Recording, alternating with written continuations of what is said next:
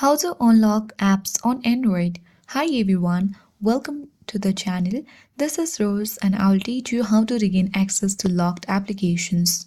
Watch the video till the end and without further ado, let's begin. First we will launch settings on your Android phone. Now from the settings, navigate to privacy. Tap privacy next to permissions. Under privacy protection, choose app lock and enter your privacy password. Now you will reach on App Lock section. Make sure that you turn on the button for App Lock and here you will see the list of all applications. To regain access to the locked application, tap on Locked. And to unlock them, you need to simply toggle the button off. So these are all your locked application which you are going to unlock. So in this way, you will successfully regain access to your locked application and unlock the apps on Android. I hope this guide worked.